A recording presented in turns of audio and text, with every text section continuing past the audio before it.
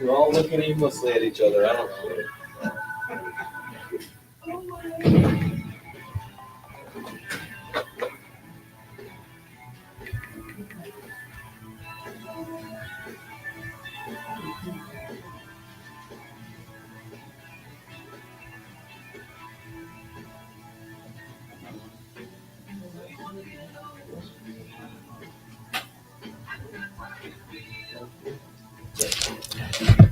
Good afternoon. Good afternoon. I am going live at my desk at work. A couple other times I went live, I was in another part of the dealership, but I figured I would go live at my desk so I can go live when I want to, right?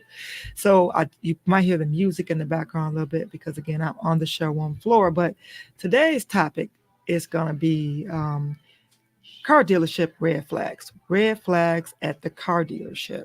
So if you're on my page, my Facebook page, Regina, the Queen of Car Loans, make some comments in the bottom on my Facebook page, because the reason I'm going live, I'm going to be going live, trying to go live at least 4 days a week or 5 days a week, because I want to share information. And I'm still going to be doing my videos and posting my videos, but I want some live interaction. And the best way I think to give live interaction is to go live. Also, I am also live on YouTube. If I'm on YouTube and you're watching this video now, or you watch this video later, I do want to say I want to make sure that you subscribe to my YouTube channel. But let's get into the dealership fees, the red flags when you're buying a car. Number one is bogus fees. You're probably saying, Regina, what are bogus fees? Well, the regular fees that you're going to pay when you go to the dealership is you're going to have your purchase price. After your purchase price, you're going to have sales tax. No matter whether you pay cash for a car or you finance a car, you do have sales tax. You can't get around that. In Michigan, our tax is 6%. And I know whatever state you live in, you pay sales tax in the state that you live in. Again, in Michigan, we pay 6%. So that's going to be that's something that you can't get around paying, is the tax. Another fee that you're going to pay title fees. I know in Michigan, if you transfer a plate, which means you already have an existing plate and you want to transfer it to another car, we have what you call transfer fee. So that's $15 plus 8, right? So that's going to be you transferring a plate. If you want a new plate, you pay for your new plate. And then if you have, that's the registration fee. And so other fees that you should not be paying is, and I got my notes here, is that you should not be paying dealer preparation fees or inspection fees. So if a car comes to the dealership, every used car should be inspected to go on the lot, right? And there is a fee. And when the car comes into the dealership at Joe Longhammer Chevrolet, if the person trades that car in, we do what we need to do. We get it through service, right? Service charges us to actually for them to look at that car, but that fee is not passed to the customer. It should not be on your purchase order, or it should be not a fee there saying, okay, well, we charge you an inspection fee. You should not be paying that on paper. Another fee that sometimes dealership pass on to you, when I say dealership, it could be a B lot, or a B lot is a lot that's actually sitting alone and is not connected to a franchise. So one of the fees that you should not be paying is advertising fee. A dealership should not be passing an advertisement fee to you. So advertising fee is fee that is charged sometime for advertising that car, wherever platform you saw it on. That fee should not be passed on to you. Market adjustment fee. Maybe the car came in at one value, maybe the value went down, right? So they might put market adjustment fee in there, just charging you because the value went down, or maybe the value went up. But those are fees that you should not absolutely be paying. Another thing what you want to look out for too is that when you're buying a car is a bogus fee is this is well, this is not really a bogus fee. This is a salesperson saying, or the finance manager giving you a verbal commitment. Okay, I'm gonna say a verbal warranty. If you have a warranty on your vehicle and the dealership's giving it to you, then you make sure you get that in writing. I've been in this business for 26 years, and a lot of people say to me, they trust my word for what I say, right? I get it because my word is my bond, right? But you want to make sure you get it in writing. Get it in writing. If you got a warranty on your car, they should give you a piece of paper, and you should be able to have that piece of paper with you for the warranty. Now, if someone says they owe you something, if they say, you know what, I'm going to give you a free oil change in 30 days, it's what you call a we owe. It's not a verbal. Don't take a verbal commitment. You get it on a piece of paper.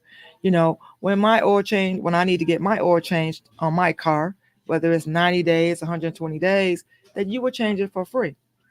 So or you give me a discount, whatever that the dealership promises you, get it in writing. It doesn't matter who it is, because even myself, yes, my word is my bond, but what if I'm not here in 6 months? What if something happens and I go to another dealership, or I move on, or heaven forbid I pass away, I die, right? But you want to get things in writing, because that person that promised you that might not be there by the time you come back, and you get the service that you were promised. Now, one of the things what you want to look out for too is we talk about red flags. Red flag is if a negative review. If you are going to buy a car, whether it's a new car or used car, then you should look up the reviews of the dealership. What are people saying? But let me just say this. If a dealership or a person doesn't have a bad review out there, then you're at the wrong place, because nobody is going to be 100% satisfied. It's going to be somebody out there that's not happy, right? Somebody. Okay. But look at the reviews. Do the good reviews outweigh the bad reviews? So look at the dealership reviews and the salesperson reviews too. So that's important. Know that when you buy a brand new car, I'm talking about used, but brand new cars, it should always be a sticker on the window. Always. Always. If you don't see a sticker on the window, then you need to ask for the sticker. If you ask a salesperson that's a brand new car how much it is, and they don't know, and they just give you a price, and that's, oh, don't worry about the sticker. No, you want to see the sticker, right? Because you don't know whether you're paying $1,000 over sticker, $2,000 over sticker. You don't know. I think what happened a lot right after COVID up until last year was, because the demand was so high with vehicles, demand was high, supply was low, demand was high, which means we had less vehicles on the lot. People paid more. People paid $2,000 or $3,000 over sticker for a vehicle, and they were okay with it.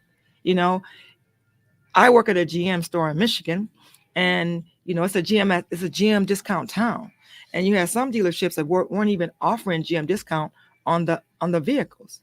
They were not. So that meant the person wanted the vehicle so bad. They wanted that particular vehicle. And I know that Chrysler, Jeep did it. People bought Jeep, Grand Cherokees, and other vehicles out there. I'm not just picking on Chevy or Chrysler, but people bought vehicles and they were $2,000 or $3,000 over sticker, and they were okay with it. But now, because of the market, they're not okay, because they owe more on that vehicle than what it's worth. So if you're buying a brand new car, look for the sticker. Look for the sticker on the car. And then if you don't see it, again, ask the salesperson for the sticker. And also know this, is that there are add-ons that are added to cars. Add-ons are things added after the fact when that cars come from the factory. Now the factory is General Motors, Ford, Chrysler, Mercedes, Kia. We have the invoice, but the add-ons are, okay, if we added rims to the car, it's a charge for that. If we added window tint to the car, it's a charge for that. It has to be an extra add-on right there on the car telling you what was added to the particular vehicle.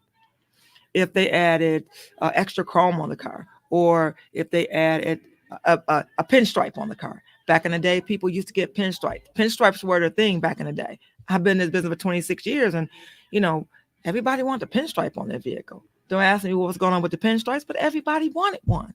So charge for the pinstripe. If it's $150 or $75, whatever it is, it has to be an add-on to that particular brand new car. So know that.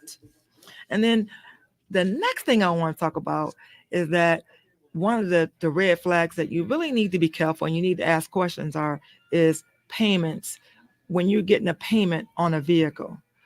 So say you're watching TV or you hear ad on the radio or you see it in fine print and that particular payment, you say, I want that payment on that particular car. Know that any payment that is advertised out there with any company is not including tax. It's plus tax. Because what we want to do is, when I'm saying we, because I work at a Chevy store, we want to get you into the dealership, which means that payment is not going to be including tax. And then also is you also have the small things on the I can't even focus because we also have the small print, right? The small print says that you need so much money down to get to that payment that you saw. Or do you qualify for maybe lease loyalty? If you're leasing a car, small print, it might say you have to have lease loyalty. Or do you qualify for Costco discount? Do you qualify for military? Or are you a health worker? So always worry about the small print when it comes to a payment. So if you don't qualify, you're not going to get it. But also think about this. Sometimes when people quote payments, they quote payments with warranty. They quote payments with gap.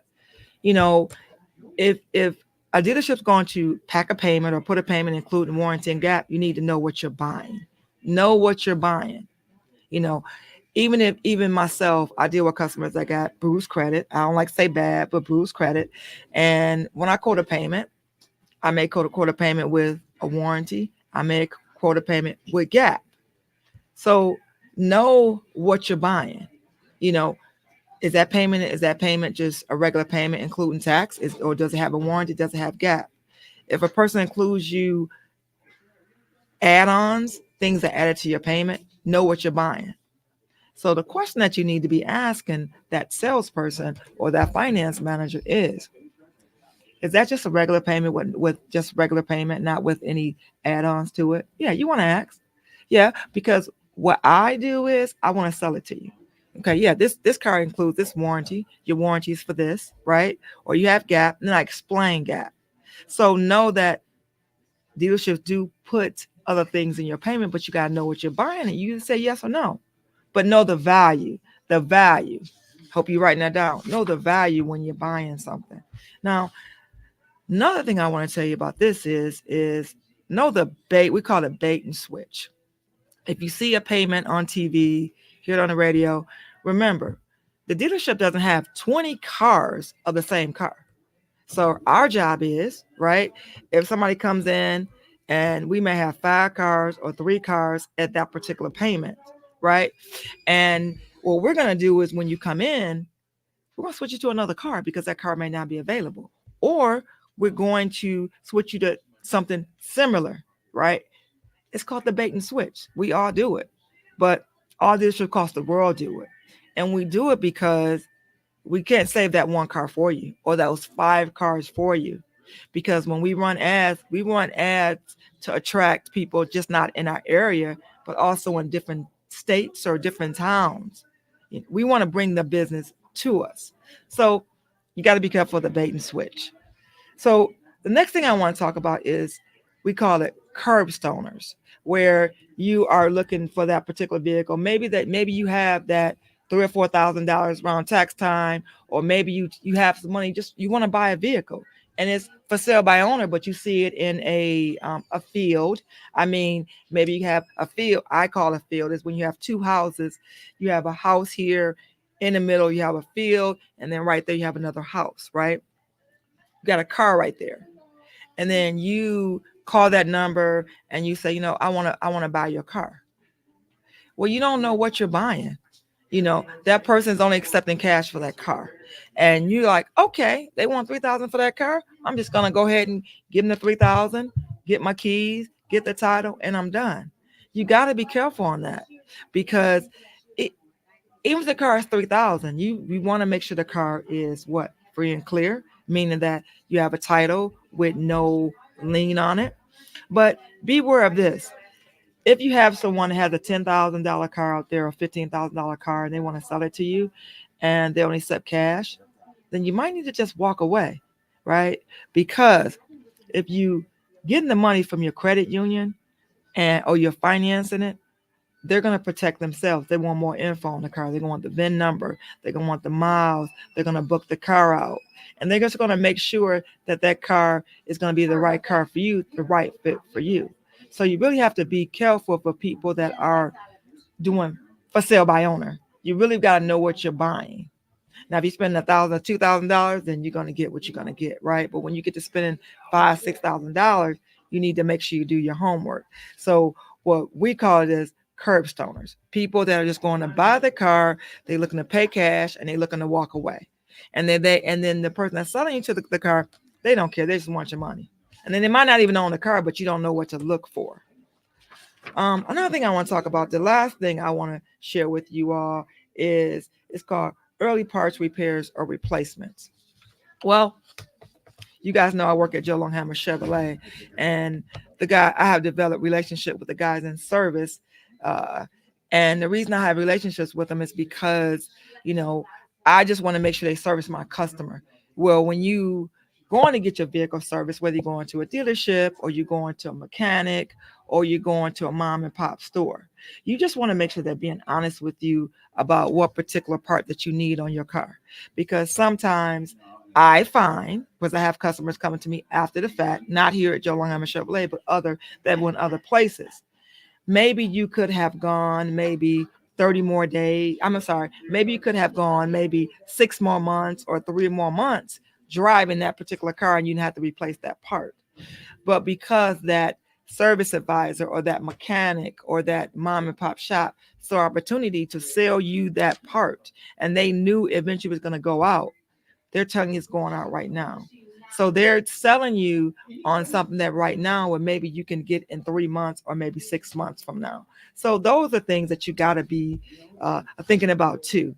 That's why it's always good, no matter where you get your car service, whether it's a dealership or mom and pop shop or just somebody you want to make sure it's a trusted individual so that they're honest with you. It's not, to me, being around 26 years business, it's about taking care of your customer now so that they'll come back again and then getting referrals. But if you watch this video on my Facebook page or YouTube, make comments in about them because, again, I'm trying to share information. This is the first time I'm actually doing it at my desk, and hopefully you don't hear all this. People are being very loud on the showroom floor right now. I don't know, maybe because I'm sitting at my desk. But anyway, maybe I need to go to a quiet area. But I hope you got value on this video. And if you did, whether you're watching it on YouTube or Facebook, give me some comments in the bottom. All right. I'll see you next time I do a video. All right. Thanks for watching.